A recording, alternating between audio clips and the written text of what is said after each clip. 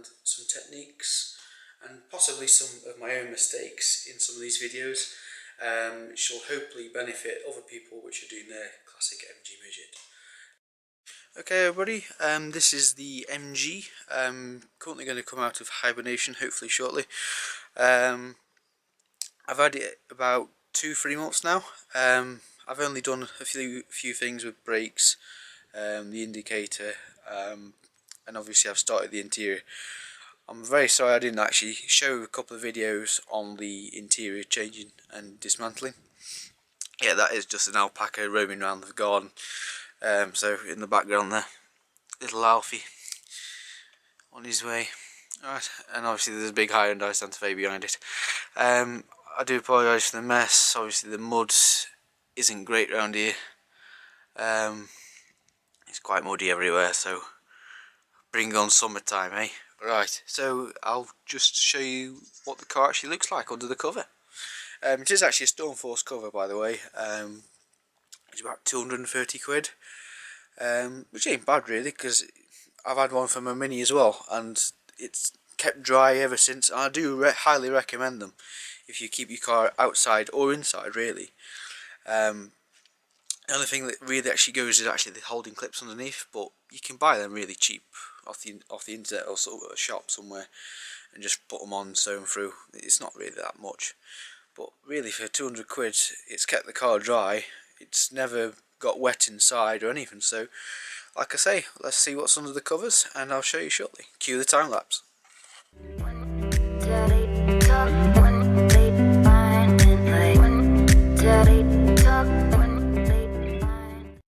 Right, so this is the MG Midget, 1978 rubber bumper. I bought it from a guy that owned a pub. He used it a few times, and obviously reluctant sale and so forth, but now I'm the owner of it, so get in.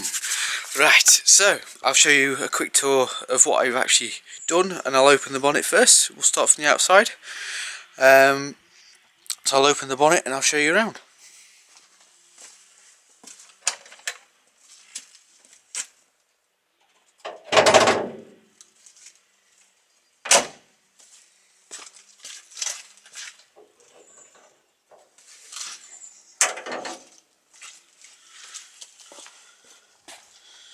Right, so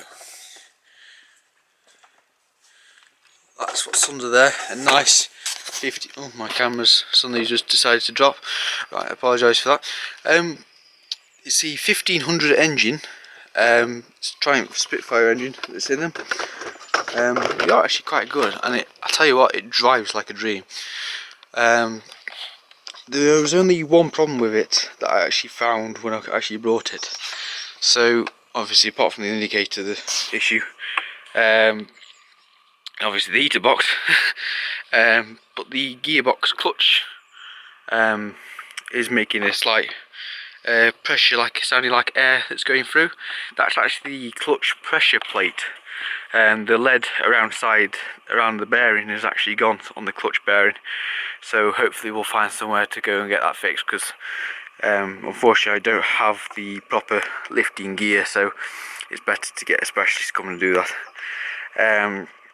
Or we might get a mobile mechanic come to see how we go along, or get some help, or we'll see what we can do anyway. But I've done a couple of things. Obviously just had new air filters in, new oil change, but we'll probably do another oil change because of the fact it has actually been stood for a while, so because I've been doing the interior and working on it and a couple of the electrics and stuff. So obviously that radiator is going to come out, because to be honest I would rather have a Fletcher radiator. It is the original one, but I suppose there's nothing actually up with it, but it's just, you know, the Fletcher radiator I've got on my Mini, and the cooling difference is brilliant, absolutely brilliant. So I suppose so.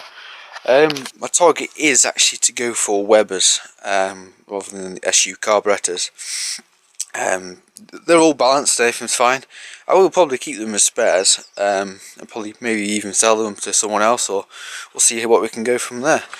But Weber wise, I hope to get dual webbers, so hopefully if I can buy the proper inlet for the outer side for them, it'd be quite good on the webbers.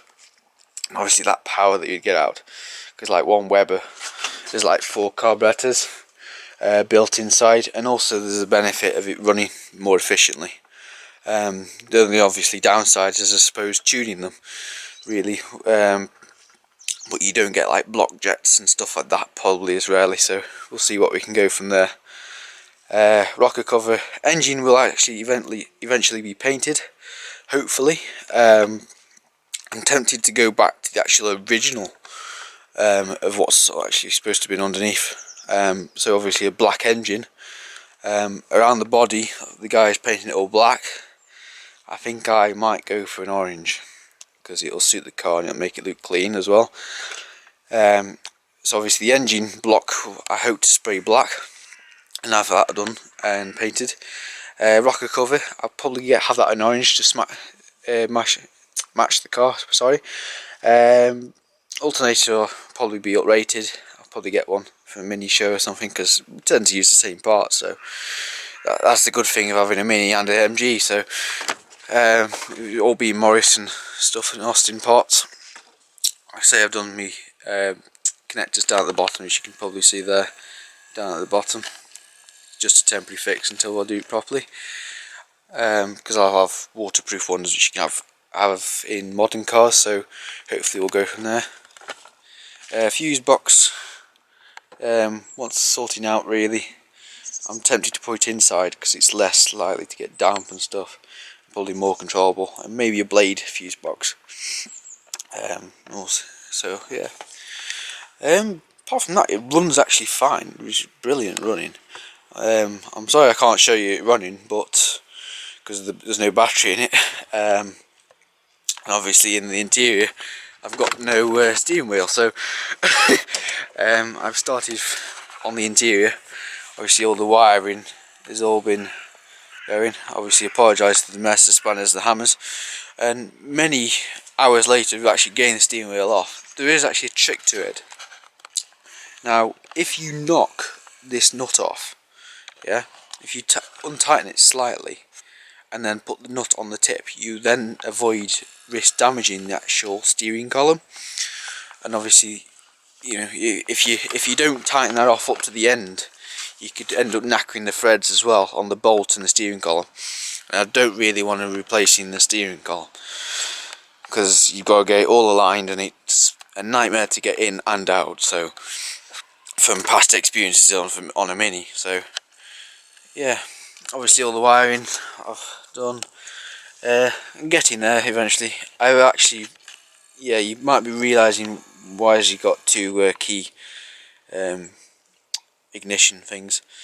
The actual clip behind that steering column ignition, the original, the end actually snapped off during taking it apart, so I had to put another one on just temporary, just to start it when yeah, I can't really leave it standing so long.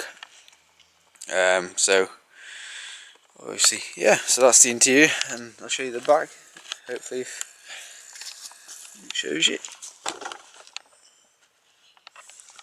Yeah, the hood's actually in pretty good condition. The car is actually in good nick. Underneath is pretty solid, and I love the colour. It might look red on the camera, and DVLA actually put it down as red.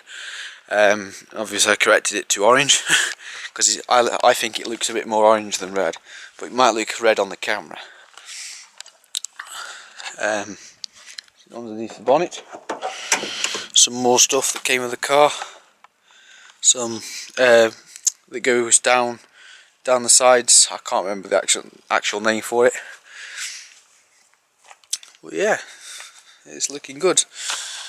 The only thing I actually did was, obviously I've borrowed, I apologise for the mess of the petrol cans, probably not a good idea of them being there. Right, so obviously that wheel I changed and borrowed off my dad's MG Midget. His is a 1275 in black, which is currently in the body shop. I'll show you a picture of it at the end of the video of what it's looking like now. obviously we hope to have it back in April, and then hopefully I can get that Mini sorted for a respray. Now, like I say, I apologise for this mess, but I hope to get the Mini sorted for a respray, which is currently in hibernation still. Right, so anyway, back to the Midget. This video is about the Midget. It has actually got clamps on just because I've took the steering wheel off and just stop it in case it moves. Hopefully it doesn't, because the handbrake's probably knackered and stuck now. Yeah, so it's not too bad. Yeah, it's all right. It goes quite fast. It's quite good. I have actually had the bumpers off, and then I realised it does look nice without them on. But I just think it's better to keep it original as much as you can, but you want to go a bit crazy with it because, you know, it really is a midget, isn't it? So yeah, that's the interior so far, wiring and the car so far. So hopefully in a couple of videos we'll show you how to do certain things on it, on the MG Midget. Like I say, this is a new YouTube channel, so hopefully we'll get some subscribers and likes and so forth, and I hope you find some of my future videos, as well as probably this video, quite useful. And this is just an intro to the actual episodes of what I hope to do. So like I say, you know, it's a project.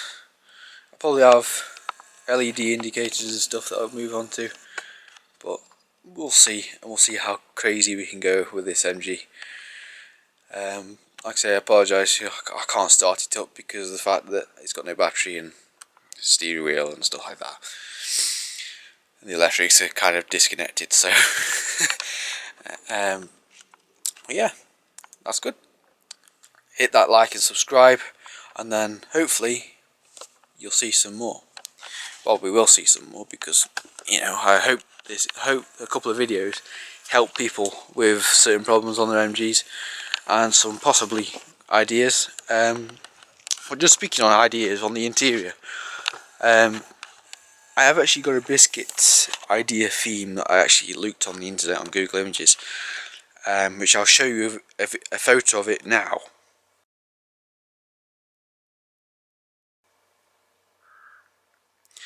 Now, yes, it is cream.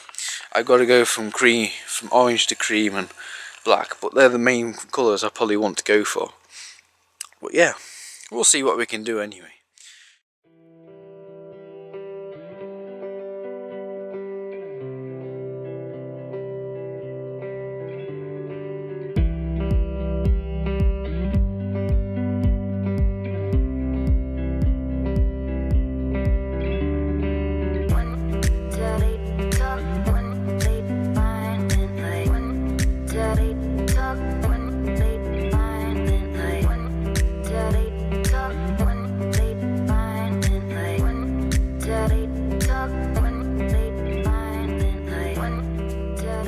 Talk